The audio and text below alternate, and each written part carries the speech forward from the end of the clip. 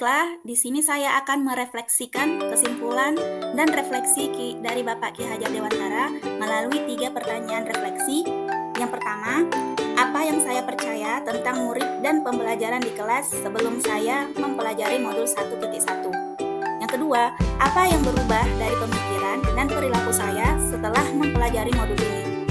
Yang ketiga, apakah yang dapat segera saya terapkan ke arah yang lebih baik agar kelas saya mencerminkan pemikiran Ki Hajar Dewantara. Menurut pemikiran Bapak Ki Hajar Dewantara, pendidikan merupakan salah satu pintu masuk untuk mewujudkan manusia yang merdeka, baik bermerdekakan lahiriah maupun batiniah, baik sebagai makhluk individual maupun sebagai anggota masyarakat dan warga negara dunia. Menurut Ki Hajar Dewantara, manusia merdeka adalah manusia yang dapat bersandar atas kekuatan lahir dan batinnya sendiri, tidak bergantung pada orang lain.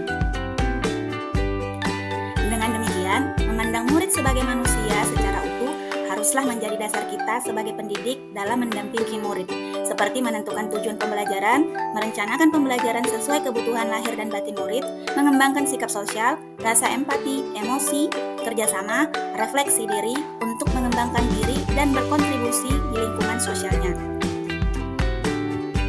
Sehingga pembelajaran akan sesuai dengan kebutuhan yang ditujukan untuk perkembangan budi pekertinya dan akan membantunya menjadi manusia yang merdeka. Kemudian, pendidikan hanya berfokus pada ketercapaian kompetensi kurikulum. Pendidikan lebih baik fokus terhadap akademis dan teknis saja, sehingga dulu saya berfokus hanya kepada kompetensi kurikulum yang mengakibatkan saya hanya akan berfokus dengan penyelesaian kompetensi sesuai dengan yang tercantum pada tujuan kurikulum saja.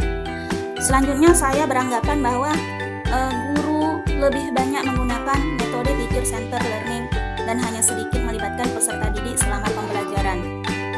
Kemudian, pembelajaran di kelas memerlukan peranan guru yang sangat dominan di kelas, mulai dari membuat tujuan pembelajaran, menjelaskan materi dan latihan soal, hingga menarik kesimpulan, itu dilakukan oleh guru di kelas.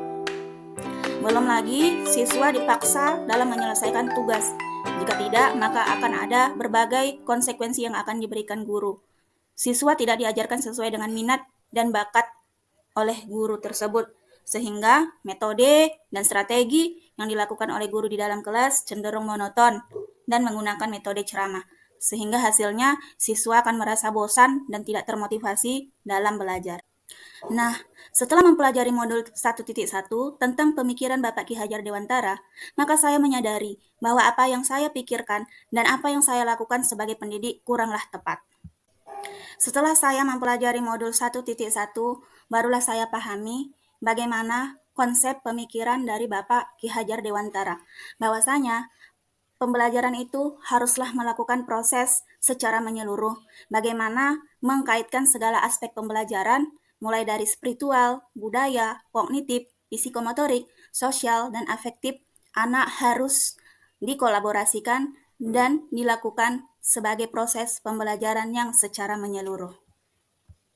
Proses pembelajaran secara menyeluruh ini nanti akan membentuk kepribadian siswa dan membentuk budi pekerti siswa sesuai dengan nilai-nilai luhur budaya bangsa.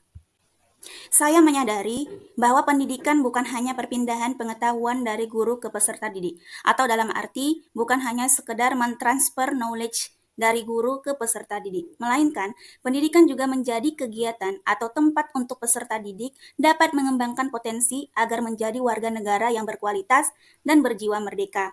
Selain itu, saya pun menyadari bahwa penerapan budi pekerti juga merupakan hal penting yang harus diterapkan dalam pembelajaran di kelas.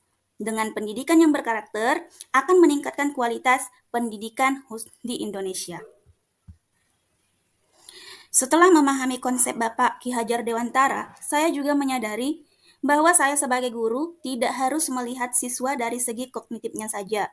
Namun guru juga penting melakukan pemetaan sesuai bakat dan minat murid. Pendidikan harus memperhatikan kodrat alam dan kodrat zamannya, di mana pendidikan harus relevan dengan kebutuhan murid untuk dapat mengembangkan potensi yang dimilikinya dan mengikuti kondisi saat ini agar pembelajaran tidak ketinggalan zaman. Selanjutnya, saya juga memahami bahwa hakikat dari pendidikan itu sesuai dengan pemikiran Bapak Ki Hajar Dewantara, yaitu sistem Among. Pada penjelasan itu saya menyadari bahwa peran guru dalam pembelajaran hanya untuk menuntun atau memberi arahan kepada peserta didik, sehingga guru bukan menjadi sumber utama pembelajaran, melainkan fasilitator pembelajaran. Nah, setelah saya memahami dan mempelajari konsep pemikiran dari Bapak Ki Hajar Dewantara, maka saya semakin bersemangat dan semakin termotivasi untuk menerapkan bagaimana konsep pendidikan Ki Hajar Dewantara di kelas saya. Di antaranya, dengan membuat kesepakatan kelas, maka murid bebas memberikan kontribusi dan pendapat apa yang mereka inginkan dan menjadi kesepakatan bersama dalam proses pembelajaran, sehingga proses pembelajaran bisa berjalan dengan tertib dan menyenangkan. Selanjutnya, melakukan asesmen, diagnostik, dan kognitif, dan pemetaan bakat minat potensi murid. Hal ini penting karena potensi dan kebutuhan murid belajar yang beraneka ragam.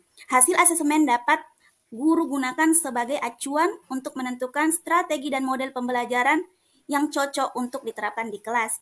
Tentunya strategi pembelajaran yang berpihak pada murid, yang kreatif dan interaktif. Menggali ide kreatif dan inovatif dari berbagai sumber. Guru harus aktif mencari pengetahuan dan pengalaman belajar untuk meningkatkan kualitas dirinya sebagai pendidik, sehingga proses pembelajaran yang akan guru hadirkan di kelas tidaklah monoton, melainkan sesuai dengan kodrat alam dan kodrat zaman murid. Mendesain dan menjalankan pembelajaran yang berpihak pada murid. Pembelajaran yang berpihak pada murid adalah satu cara yang akan guru lakukan, yaitu memberikan kebebasan kepada murid dalam menentukan gaya belajarnya, membangun sendiri pengetahuannya, dan secara aktif terlibat dalam kegiatan pembelajaran, sehingga murid memahami makna merdeka belajar seutuhnya.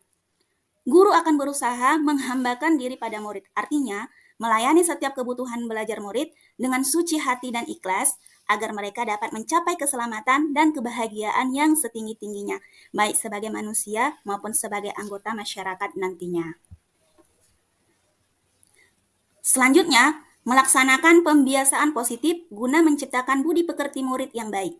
Pembiasaan yang akan guru lakukan antara lain mengawali aktivitas pembelajaran dengan berdoa, menanyakan kabar dan mendoakan hal-hal baik untuk murid, selalu memberikan apresiasi setiap proses pembelajaran murid, selalu memberikan kata-kata positif dan kata-kata motivasi untuk membangkitkan semangat belajar murid, memberikan teladan sikap, berani mengucapkan maaf ketika melakukan kesalahan, dan terima kasih untuk bantuan dan pujian kepada murid.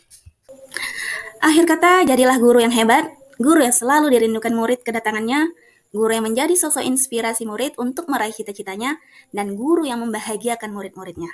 Terima kasih sudah menyaksikan video ini. Salam guru penggerak. Wassalamualaikum warahmatullahi wabarakatuh.